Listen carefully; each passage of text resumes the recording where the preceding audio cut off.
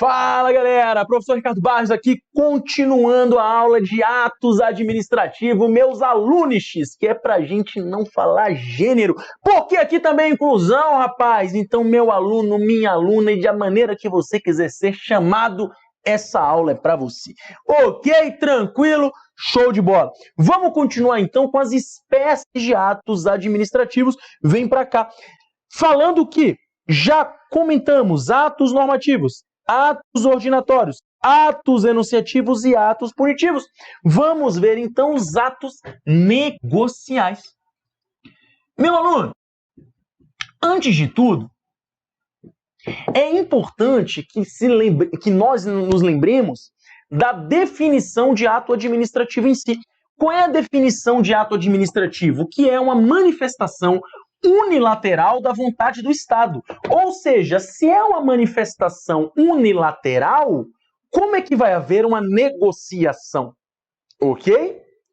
É que nem ordem de pai, você não negocia, porque é uma manifestação unilateral da vontade. Porém, a doutrina entende que essa unilateralidade ela pode ser não afastada, mas relativizada, digamos assim, nos atos negociais. Então, o primeiro ponto para você saber é que ato negocial não é contrato.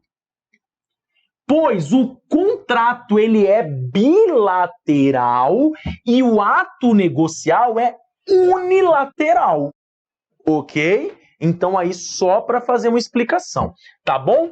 O ato negocial, os três mais famosos, no seu material, vou estar colocando ali, não vou dizer todos, mas a maioria dos atos negociais definidos pela doutrina, mas os três mais importantes para fins de prova, que correspondem a praticamente a totalidade do que é cobrado em prova, é a tal da licença,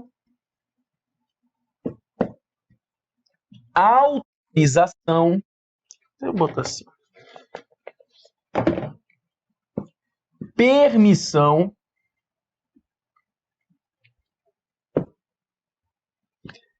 autorização, e vou até botar aqui, homologação. Ok? São aqui, digamos, os principais, sendo que os principais mesmos aí são esses três primeiros. Vamos lá, então, ver esse rolê. Está aqui, ato negocial. É um ato entre a administração e o particular, né? Mesmo atendendo ao interesse particular, a finalidade sempre deve ser o interesse público, ainda que este coincida com o interesse do particular. Perceba só, meu aluno. Vamos pegar um exemplo aqui de uma licença para dirigir, a CNH. É o interesse do particular ter a sua licença para dirigir. Só que essa licença só vai ser concedida para satisfação do interesse público, ok? De ter mais um condutor na rua, ali podendo ali fazer a economia girar, posto de gasolina, etc, etc, etc. Vai ter tudo bonitinho ali para o cara poder ter essa licença. Então, por mais que o ato negocial atinja o interesse de um particular, a finalidade final, desculpa o pleonasmo, ou finalidade genérica de todo ato administrativo é qual? O interesse público. Ok? Tranquilo? Show de bola. Sempre lembrando que ato negocial não é um contrato. Licença. Meu aluno, como eu já falei, é repetitivo falar que licença é um ato unilateral, discricionário, vinculado e blá, blá, blá. Por quê? Porque todos esses vão ser unilaterais, porque não é contrato, e o contrato que é bilateral, ok? Então essa parte de ser unilateral eu vou deixar para lá. O que você tem que lembrar? A licença é um ato vinculado e definitivo. Eu até vou tirar a homologação aqui, cara, isso que eu vou deixar no material de vocês, porque não tem por que falar aqui, vai mais atrapalhar do que ajudar. Falo já já. Vinculado e definitivo. Permissão. Discricionário.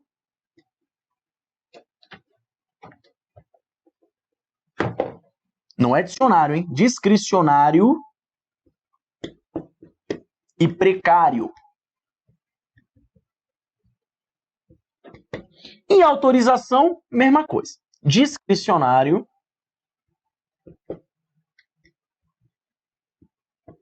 e precário. Ricardo, e a homologação? A homologação vai ser um ato vinculado, tá? E a homologação, ele vai ser um ato que vai ali confirmar que tudo seguiu diretamente com uma lei. É por isso que um concurso, depois que teve a prova, tá tudo bonitinho, tá tudo certinho, não teve nenhuma fraude no concurso, tá tudo legal, aí ele vai ser homologado. É por isso que uma licitação, pô, deu beleza, já teve lá o vencedor, tudo bacana, pô, tá tudo certinho? Sim, homologado. Beleza? Então a homologação vai ser um ato aí até de controle, digamos assim. Tá bom? Quando a gente fala de ato negocial, vamos focar nesses três aqui. Tá bom, Ricardo. Vinculado discricionário, eu sei o que significa. Mas para fim de um ato negocial, significa o quê? Cola no pai. Olha só. Um ato vinculado significa o seguinte, para o fim de ato negocial, que uma vez que o particular cumpriu todos os requisitos necessários para o ato, a administração pública é obrigada a lhe conceder um ato. Me dá um exemplo, Ricardo. CNH. Tá, Ricardo, você só fala disso, me dá outro. Alvará.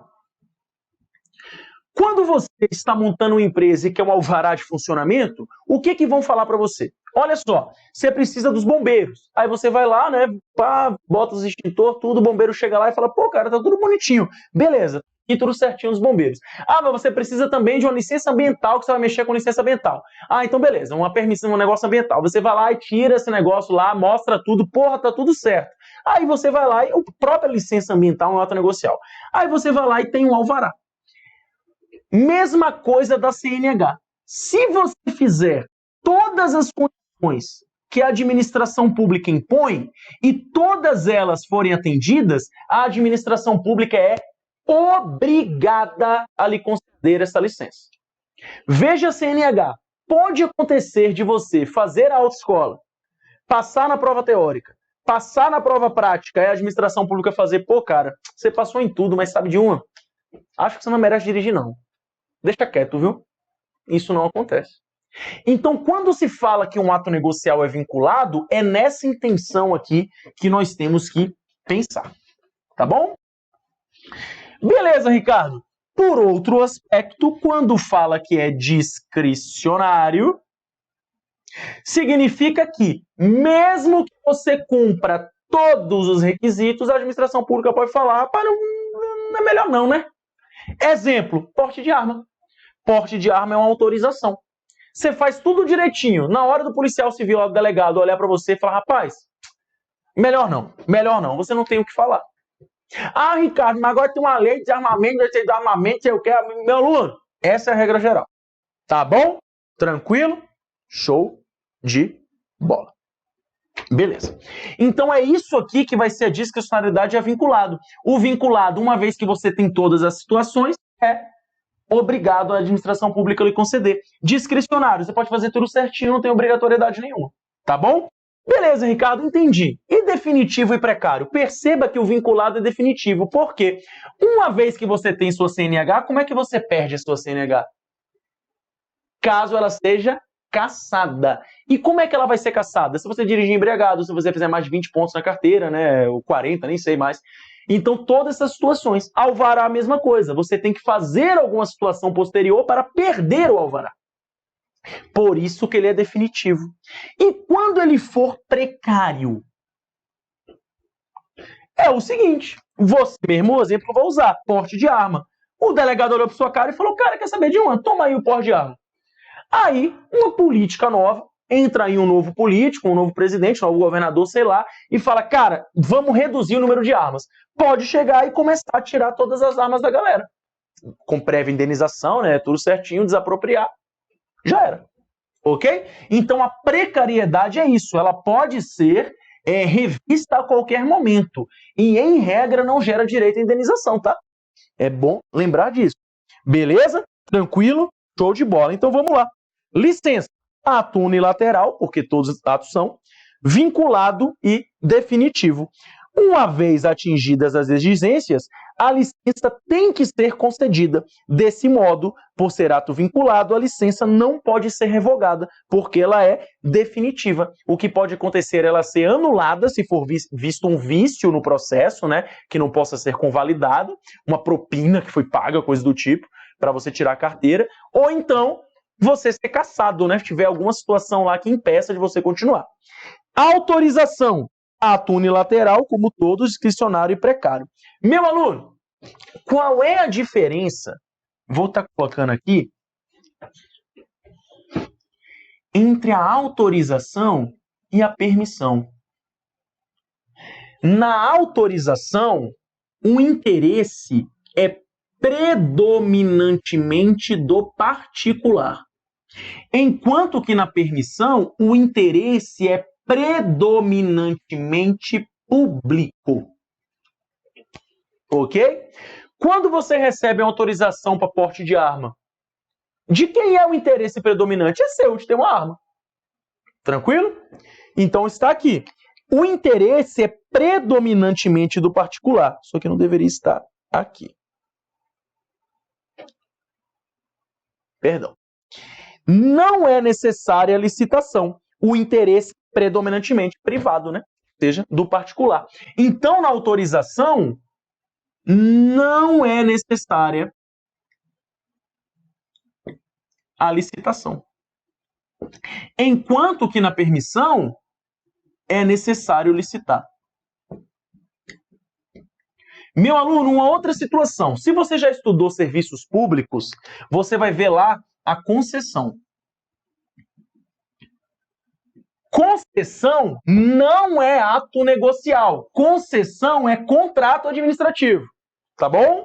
Então não confunda. Ricardo, mas um permissionário não tem que ser por contrato? Pior sim. Hoje em dia, a doutrina se questiona muito sobre a permissão ser um ato negocial. Ela vai ser um ato negocial em apenas algumas situações, como o uso de um bem público, por exemplo. Agora, não vai ser, na verdade, o uso de um direito, né, de radiodifusão, coisa parecida. Agora, na maioria dos casos, ela vai acabar sendo um contrato. Mas, para fins de prova, ainda serve autorização e permissão como ato, ok? Então, não confunda aqui esse rolê. Exemplo de autorização. É para você dirigir um táxi, porte de arma, tá? Permissão. Mesma coisa, unilateral, discricionário e precário. Na permissão, o interesse maior é o da coletividade. É necessária a licitação. Perceba, interesse predominantemente público, é necessário licitar. A permissão pode ter prazo determinado, pode ser remunerada e pode impor condições. Fatos que, se existentes, restringem a liberdade de revogação. Perceba, meu aluno, no seu material eu vou colocar exemplos. Eu não estou trazendo aqui porque vai encher muito essa aula e não é necessário para fins de prova, tá bom? Mas olha só, veja que a permissão pode ser remunerada. Se ela pode ser remunerada, se trata de um permissionário e acaba sendo um contrato administrativo. Então, aquilo que eu falei, por mais que a prática leve a crer que a permissão ela pode ser um contrato, quando a gente está estudando o ato administrativo, a gente vai pensar na regra geral do ato administrativo, ok? Só para não confundir a cabecinha alheia. E a homologação, né, que eu não coloquei aqui para simplesmente não poluir, né, tá aqui. É um ato vinculado de controle da legalidade de ato inteiramente expedido. Tá bom? Tranquilo? Show de bola. Estão aqui, então, os atos negociais. Meu aluno, vem para cá. Agora eu vou estar falando para vocês da extinção de atos administrativos. E quando a gente fala de extinção de atos, se fala muito de anulação e revogação de atos administrativos, que é a parte mais importante, digamos assim, de extinção de atos administrativos. Só que isso não vai ser falado nessa aula. Eu vou estar falando aqui de extinção de atos administrativos para vocês da maneira geral, da parte mais básica, generalizada, para depois entrar no específico. Ok? Tranquilo? Então você já sabe, né? Não precisa nem falar que é o quê? Que é show de bola. Vem comigo. Extinção natural. Desfazimento de um ato pelo cumprimento normal de seus efeitos. Como assim? Imagina que se faz um ato de demolição. Demolição daquele prédio público ali que está condenado. Então vai ser lavrado um ato administrativo de demolição. Vai lá e demoliu. Pronto, acabou. Acabou. Extinguiu o ato naturalmente. Demoliu, fez, pronto. Vida que segue. Tá bom? Extinção subjetiva. Digamos o seguinte. Você tem que aplicar uma multa, que é um ato administrativo. Você tem que aplicar uma multa para determinada pessoa. Aí a pessoa morre. Como é que você vai aplicar a multa? Veja que é uma extinção subjetiva. Sempre que se fala de subjetivo, é pessoa, ok? Então a pessoa vai lá e desaparece, some, se muda, morre, não tem mais como você fazer o ato. Isso é extinção subjetiva. Então está aqui. Acontece quando o sujeito, pessoa que se beneficiou do ato, desaparece. Se beneficiou de maneira geral, né? Pode ser também que ele tenha sofrido o ato, digamos assim. Extinção objetiva. Muito parecido. Imagina que é o seguinte, você vê ali uma loja, um restaurante que está com material tudo estragado, vergonha da profissão. E aí você chega e fala o seguinte, eu tenho que pegar esse restaurante e interditar. Aí o dono fala, você vai interditar esse restaurante? Eu quero é prova, eu vou fechar essa porra aqui, vou tacar fogo, eu quero ver interditar essa porra queimada. Aí você chega lá para interditar, não tem mais restaurante, está queimado, demolido. O objeto se extinguiu. Veja só, meu aluno, é claro que eu estou dando exemplos esdrúxulos, mas só para você entender o que é uma extinção subjetiva, é quando a pessoa que vai ser alvo do ato administrativo desaparece. A extinção objetiva é quando o objeto que vai ser alvo do ato administrativo desaparece. Tá bom? Renúncia. Aplica-se somente para atos ampliativos que geram direitos a particulares, haja visto não ser possível renunciar à obrigação. Não entendi nada. Vamos de novo usar o exemplo da multa. Você vai lá e leva uma multa. Você fala, não, cara, eu renuncio à multa. Ah, o cara vai falar, pô, velho, é verdade, renúncia é uma extinção de ato administrativo. Tá vendo aí, eu sou concurseiro. Porra, velho, você é o cara mesmo, aí matou uma multa aí, vai pra casa. Você não pode renunciar de obrigação. Agora você vai lá, é um cara tão danado que passa em PF, PRF, DEPEN e PCDF. Aí te chamam na PF, te chamam na PRF, você fala, não, cara, eu renuncio. Eu já fiz isso, é gostoso. Não na PRF e na PF, mas já renunciei a Tribunal de Contas, né? Secretaria da Fazenda, e renunciei a uns concursos legais, né? É bom, né? Você dá chance pro próximo, você bota isso aí no seu pensamento, lutei tanto por isso, agora eu renuncio. É, meu irmão, é massa. Entendeu? Então a renúncia é uma coisa que é ampliativa de seu direito e que você renuncia, porque você não pode renunciar à obrigação. Então, uma renunciação a um ato de nomeação vai ser a extinção daquele ato administrativo de te nomear, porque você renunciou. Aí vai nomear outro, né? Ele não renuncia e pronto. Mas aquele ato você renunciou. Contraposição. Esse é interessante. Vou até colocar aqui. Esse aqui merece uma explicação melhor.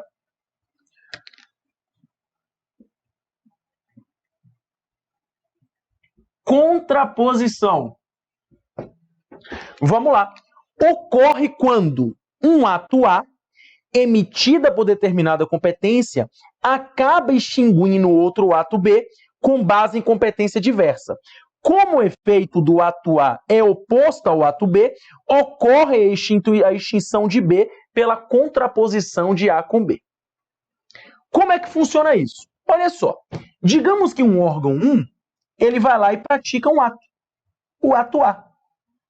Só que um órgão 2, que é hierarquicamente superior ao órgão 1, vai lá e pratica o ato B com a redação diversa do órgão 1. Como esse aqui é superior, esse ato vai extinguir esse. Então essa é a contraposição. É quando aparece um ato que fala o seguinte, tem que ser todas as canetas azuis aqui na Polícia Federal. Aí vem o presidente da República e fala, todas as canetas da Polícia Federal tem que ser vermelho, tá ok?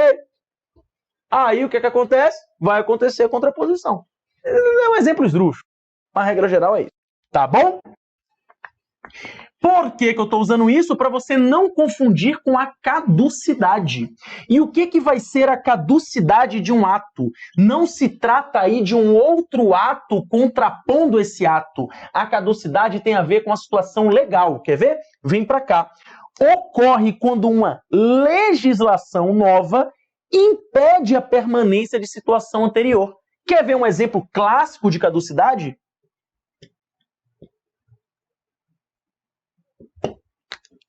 o Estatuto do Desarmamento. Para quem é das antigas, antigamente você podia comprar munição na Mesbla. Olha que louco. Hoje em dia é uma burocracia, ok? Então você tinha um ato administrativo de autorização de porte de arma para você, e aí vem uma lei de desarmamento que fala, cara, ninguém mais pode ter arma. Então é uma lei caducando um ato. Importante, meu aluno, não confunda caducidade de ato com caducidade de contrato. É diferente. E o que é caducidade de contrato? Quando a gente for ver contrato administrativo, você vai saber. Se não cair na sua prova, nem precisa lembrar disso. Beleza? Então veja a diferença entre contraposição e caducidade. Contraposição se refere a um ato. Um ato B que contrapõe ato A. Enquanto que a caducidade se refere a uma lei, uma legislação que faz os atos perderem efeito. Ok? Lembre-se disso. Então está aqui.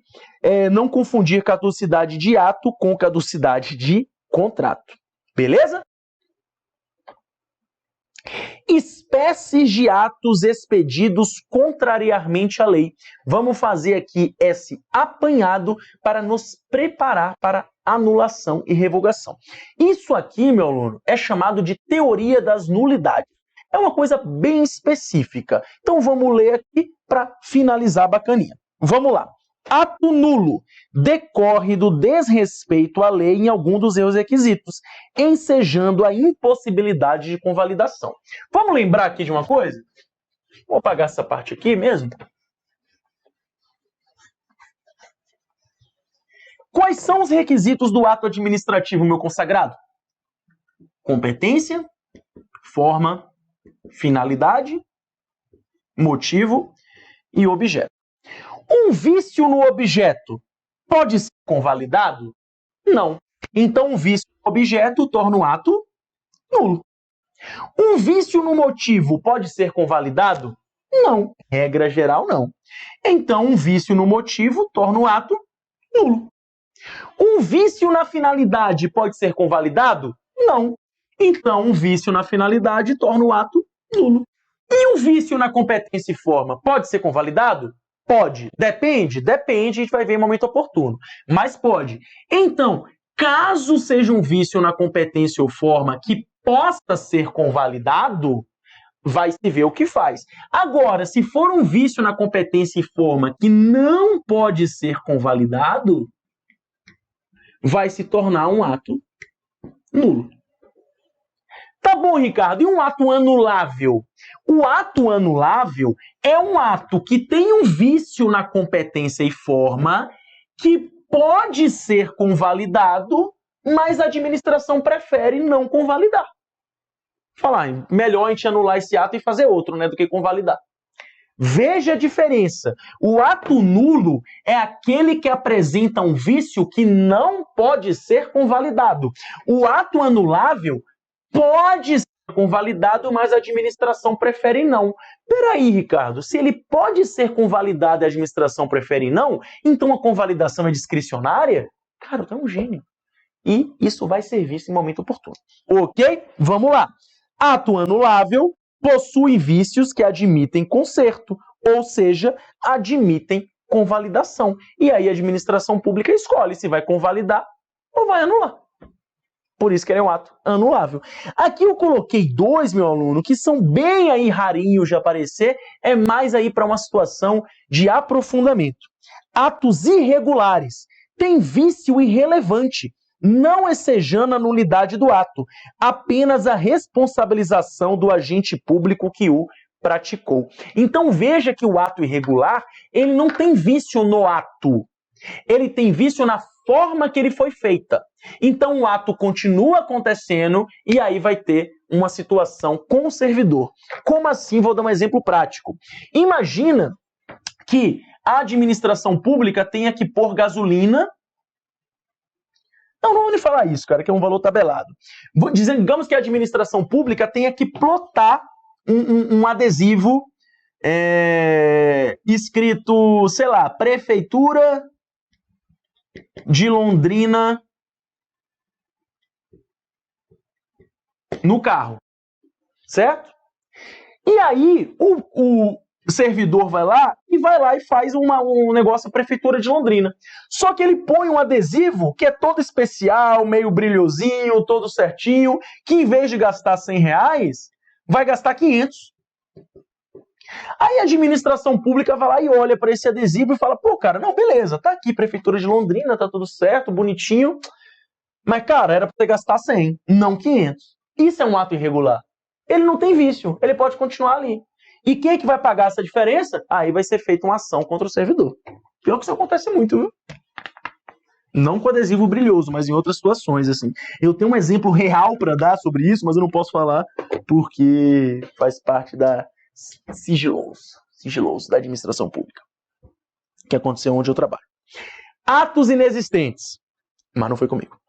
Atos inexistentes estão fora do ordenamento jurídico, em virtude de princípios básicos que norteiam a atuação dentro da administração pública. Vou dar um exemplo, cara, de ato inexistente que não me orgulha, tá aqui? Um exemplo que não me orgulha de ato inexistente, mas eu vou falar.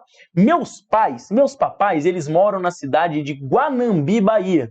E eu acho que foi na última eleição, no primeiro dia do novo prefeito, se não me engano, de Guanambi, o primeiro ato dele foi falar que a cidade estava livre de todos os orixás e não sei o que, e estava entregue a Deus. Véi, é um ato inexistente, pô. Imagina se vamos dizer que exista mesmo, tudo isso, tá? Tô crendo agora. Imagina Iemanjá lá, porque lá não tem água, né? Porque não chove. Mas imagina algum lá, fazendo as paradas dele lá de guerra, lá, dando chute na galera, e sendo bravo, orixá, Iemanjá lá, rainha das águas lá na seca, lá, numa pocinha, lá arrumando os cabelos, cantando. E aí veio o ato desse prefeito. Aí um olha pro outro e fala, ô, Ogum, a gente pode ficar mais que não, né? Porra, não pode mesmo. Porra, vacilação. Não, então beleza, vamos pra cidade aqui do lado, vamos pra Caetité. Para com essa porra, né, velho? É um ato inexistente. É que nem um ato de José Saramago, né? Quem já leu aí Intermitências da Morte, José Saramago, sabe que o livro começa assim, então naquele dia ninguém morreu. Começa assim. Imagina que um prefeito, um presidente, um governador muito louco chega e fala o seguinte, a partir de hoje, no meu governo, ninguém morre. Tá, porra! É um ato inexistente ou um ato impossível. Tá bom?